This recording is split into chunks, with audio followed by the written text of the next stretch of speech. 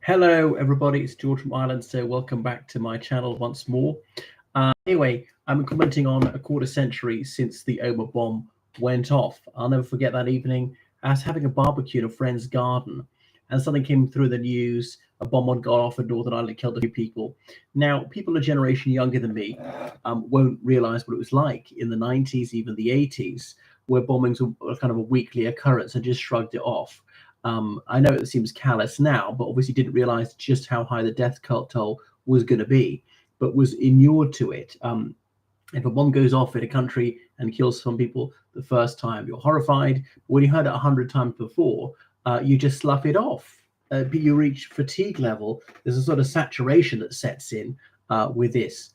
But anyway, it became clear that actually this was the bloodiest incident in the Troubles. And by a cruel irony, it came just a few months after the Good Friday Agreement was signed. That April 1998 agreement had been signed in Belfast. It's officially called the Belfast Agreement between nationalists, unionists, Her Majesty's government, the Irish government. So at the SDLP, the voice of constitutional nationalism, Sinn Féin, which was really the IRA with the balaclava off, and then the major unionist party, the Ulster Unionist Party, and it's very small now, the DUP refused to sign. And then some of the parties which were just the face of loyalist terrorist outfits, namely the Ulster Democratic Party and the Progressive Unionist Party, and that was it. I won't go into the particulars of that agreement, but it was really questionable about whether the peace would hold. So it was a festive day. It was a Saturday, if memory serves. Now, there was there's a faction split off the IRA. They call themselves the real IRA, who refused to accept the Good Friday Agreement. The provisional IRA, that's the major faction, the IRA, they were aligned with Sinn Féin. They also said provisional Sinn Féin for their political party. And they said, okay, they signaled their acceptance of the Good Friday Agreement. They would try and bring about a 32-county republic through exclusively peaceful democratic means. Well, it wasn't quite true. They carried on with low-level violence of about 10 years after that. They seldom murdered people. But the real IRA, the conflict was still going on. Absolutely not. And I was a bit surprised because they had a referendum in June 1998. And in Northern Ireland, it's about 70% of people voted yes to the Good Friday Agreement. In the Republic of Ireland, about 95% of people voted yes. So that was the whole of Ireland voting on the same day, on the same issue. And you had to accept or reject the agreement in its entirety. You couldn't cherry pick, accept this clause and reject that clause. So that meant that people who voted yes, often they were accepting bits they disliked as well as bits they liked. Anyway, so those who voted no were in the north were almost exclusively unionists. But even they would have liked bits of the agreement they're voting against, saying Northern Ireland is part of the United Kingdom. It shall always remain so, unless a majority of people in Northern Ireland vote for it to leave the UK and fuse with the Republic of Ireland. And that was the main thing. The unionists had won. But I mean, they often don't recognise what a great success this was for them. But it was bringing back devolution at Stormont to Northern Ireland Assembly with an executive, but it forced power sharing under the Dond formula, where nationalists and unionists would share office. There'd be a first minister from the major community and a deputy first minister from the minor community, and so forth. Anyway, and that was another thing that you could put to these dissident Republicans, as in to people who said, no, we will not accept this agreement. Northern Ireland is part of Ireland and that's it. And the British Army has no right to be here. Say, but wait a second, the people of Ireland accepted this. The whole of Ireland voted on one day and they accepted partition. Partition is in fact wildly popular. If you look at it on an all-Ireland basis, it would be something like 85% of people voted for this. And those who voted against were almost entirely unionists.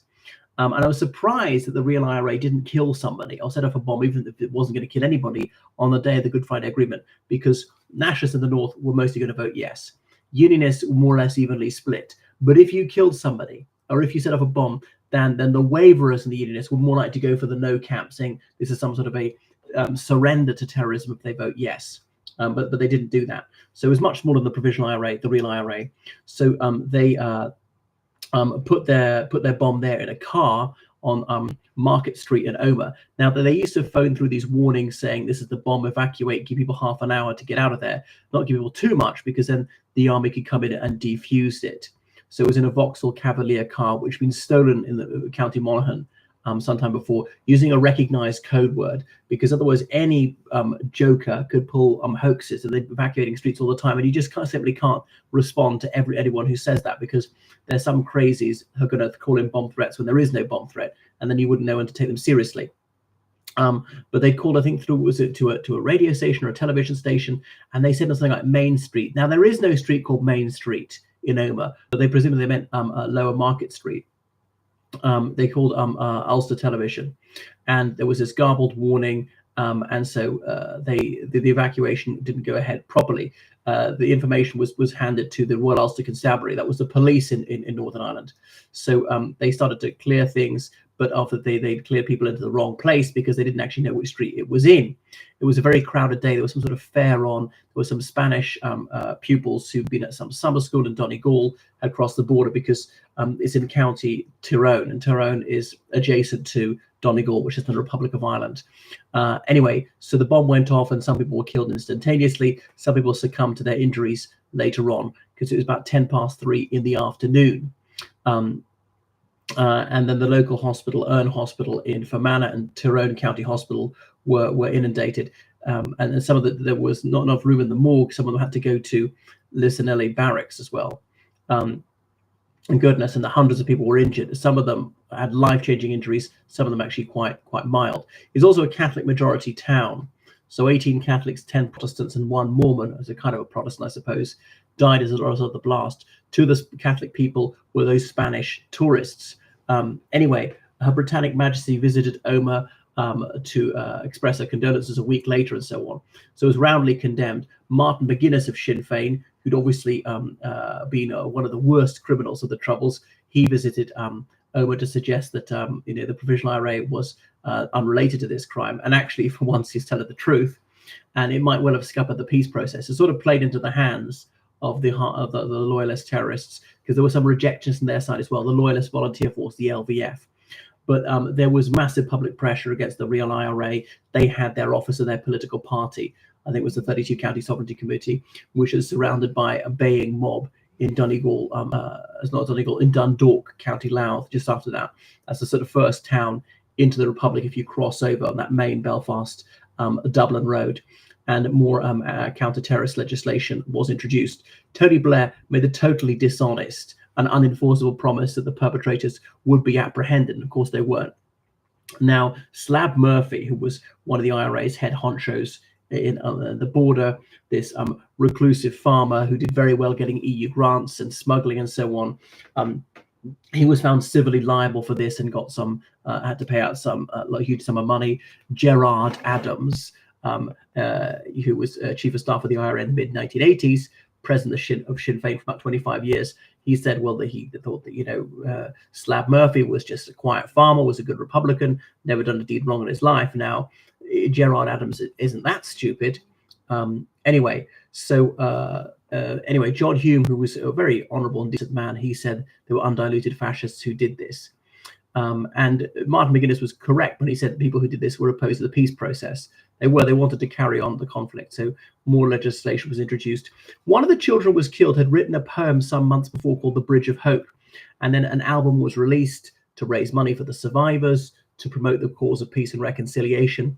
And Liam Neeson is an actor. He's from Northern Ireland, from County Derry, is it Limavady, Coleraine, and he famously declaimed this on the album, which I've got. So it was a cause célèbre, but largely forgotten now. And people, dissident Republicans today would say, I remember them saying, oh, well, so long as the British Army's here, there'll always be bloody Sundays. Well, actually, that was over 50 years ago. There's never been any incident even remotely approaching that carried out by the Crown Forces since. Whereas there's a larger number of people were killed at the Omagh bombing much more recently, the selective amnesia. So keep watching the channel. Thanks. Goodbye.